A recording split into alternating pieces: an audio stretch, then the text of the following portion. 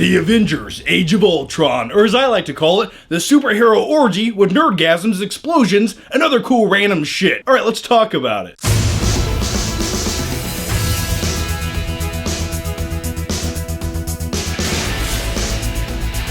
Hey there guys, how are you? Sorry if I look a little bit tired in this video. Well, it's because I haven't slept in 2 days, and you might be asking yourself, what have you been doing, John? Well, this right here. This is what I've been doing. Hulk smash! Fuck you! Yeah, we'll just set those over there. So sorry for the late review, guys. It's a few days behind schedule, and the reason for that is I wanted to see this movie a few times before I reviewed it. Because with big superhero movies, you go in, and sometimes you get the fanboy reaction, and then you gotta see it a second time to see if you enjoyed it as much. Now let's just quickly get this out of the way. A lot of people are comparing this movie to the first movie, which is only natural, and a lot of people are saying this movie's not quite living up to the hype that the first movie did. Well, and here's my thing with that. The first movie, there was this huge novelty, there was this huge thing where all these superheroes coming together for the first time. So going in the second time, since you've already seen that done, they really have to up the ante. And this time around in Age of Ultron, they still have all these various superheroes coming together once again, but it's how they utilize them that I enjoyed much more in this movie, because they go to different things, they go to different locations, they're put in several different situations where everyone has to evoke different emotions throughout the movie, and I just really felt like I got more of that this time around than I did in comparison with the first movie. And we'll talk more about that aspect of the movie in a few seconds,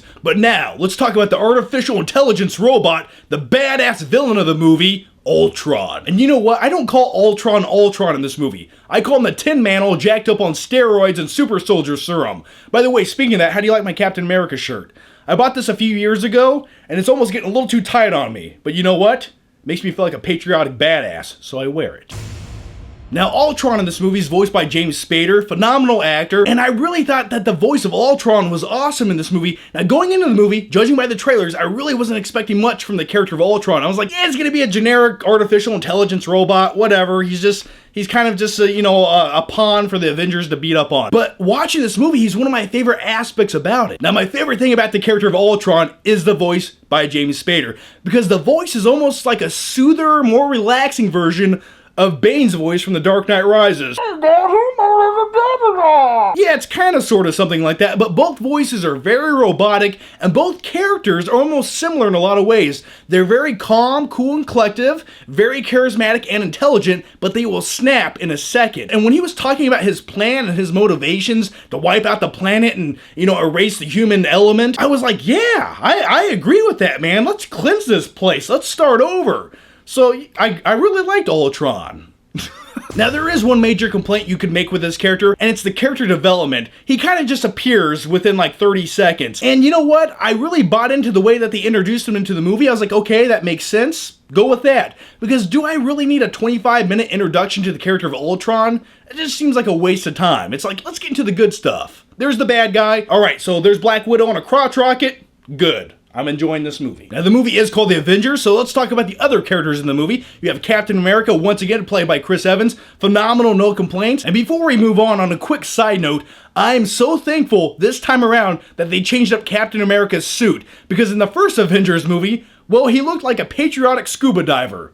Yeah, I just wasn't buying into that shit. And you also have Iron Man, Robert Downey Jr., which pretty much, he is the main character in this movie, and he's what ties everything together. And Robert Downey Jr., I mean, that man is made out of charismatic gold. If that's such a thing, that's what he's made out of. Then you have the buff, blonde, badass Thor, and the big green killing machine, the Hulk. And then you also have Hawkeye. Now let's quickly talk about Hawkeye just for a moment. If you guys have been watching my channel for a while now, you might know, well, I think Hawkeye is slightly useless, especially in the first Avengers movie, because it's just like, hey guys, you guys all have superpowers.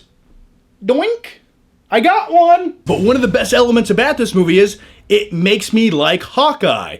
And I really like that because it makes Hawkeye into a humanized character. You get backstory with him. Here's a quick flick fact for you. I remember years ago in an interview, Jeremy Renner said, yeah, the version of Hawkeye I'm playing in these movies isn't the version I signed up to play. So I think this time around, Joss Whedon finally gave Jeremy Renner what he originally signed up for, and that was a good character with a backstory. Now let me continue praising this movie for a few more seconds, then we'll jump into the negatives, because I do have some negatives. I'm not gonna fanboy out on this movie.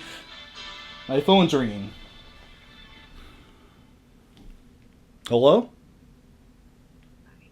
Hi. Who's this?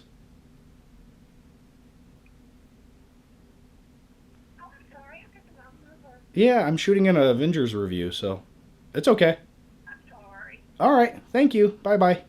I'm leaving that all in. I'm not editing that out. But another great thing that this movie has going for it, before we jump into the negatives, like I said, is the banter between all the characters in this movie and how they're all utilized. Now, every character in this movie, now keep in mind, there's a lot of different characters in this movie, but the movie balances everyone out, everyone gets their time to shine. Alright, we're about to dive into the negatives, just hang on for a few seconds. There's a few more characters I have to mention, and that was Scarlet Witch and Quicksilver. And Quicksilver is played by Aaron Taylor Johnson, and, you know, as far as superheroes go, he will always be kick-ass in my opinion. He's a better kick-ass than he is a Quicksilver. That's all I'm saying. But now, let's talk about Scarlet Witch played by Elizabeth Olsen. And she's fun to look at. Yeah, I've never really noticed her in movies before, but by the way, speaking of both those actors, they played husband and wife in Godzilla. Now they're brother and sister. Either way, just a quick random thought out of my head, but I actually liked Scarlet Witch in this movie. I liked some of the things she was doing. I liked how she would get into people's minds and scare the shit out of them. And okay, we're about to head dive into the negatives in just a few seconds, but let me praise the movie just for a few more seconds.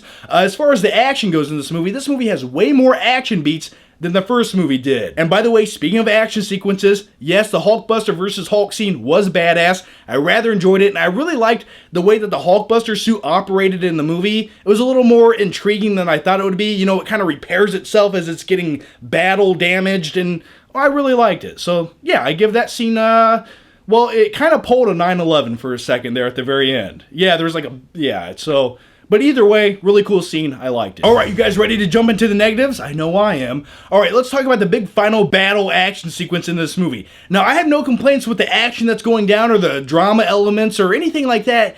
It kind of takes place in the most bloated, over-the-top situation that it possibly could. Yeah, there's like this big floating thing, and you're like, how's this floating? Why is it floating? Why is this the most convoluted plan ever by a villain?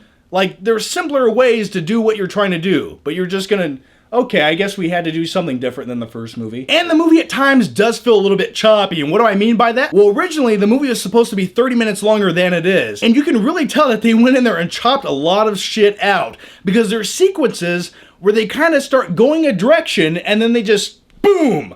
And you're like, whoa, something else was supposed to happen there. So here are my final flicking thoughts on the movie Avengers Age of Ultron. I would say overall, this movie gives you more than the first movie did. It gives you more action, it gives you more drama, it gives you more character development, and it also introduces more characters, but it balances them all out. And by the way, I forgot to mention this, but the character of Vision in this movie is awesome. One of the most visually entertaining characters I've ever seen in a movie, and they utilize a lot of practical effects with his character. So yeah, Vision was a badass, really enjoyed his character, and I would say overall, Avengers Age of Ultron, it does everything that the first movie did, but it does more of it. So I really don't understand some of the complaints that the movie's getting. So I'm going to give the movie Avengers Age of Ultron an A-.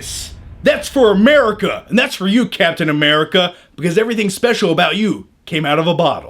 Like I said, I haven't slept in over a day. So anyway, guys, here's my question to you, and let me know down below, what did you think about Avengers Age of Ultron? Or here's my next question. If you could be any one of the Avengers, which one would you be and why? Yeah, let me know down below in the comments. So anyway, guys, before I go, I want to mention something really cool if you guys like movies, which I would assume you do and you're watching this video, which is a movie review. I wanted to mention something else really cool if you guys like Blu-rays. It's a website called Scylla.com. I'll put a link to it down below. There's a whole bunch of low-price movie deals on the website right now. You can pick up a whole bunch of great Blu-rays for $7, $8, $10. Yeah, definitely check that out. Like I said, link down below. And also, if you go to the website, subscribe. And you can also get entered into contests to win giveaways, free cash towards things on the website. It's really awesome. They have steelbooks, Blu-rays, all kinds of good stuff. It's where I buy a lot of my movies. Low prices. Definitely check it out. Like I said, link down below. Click it, since I like you guys. Maybe a little too much. If you guys enter in the code FlickPick, yeah, the code right here, promo code FlickPick, you save 10% off every purchase on the website. Yeah, save money, get free shit, why not? Check it out. Alright guys, so thanks for watching. If you haven't already, make sure you subscribe, and I'll see you next time.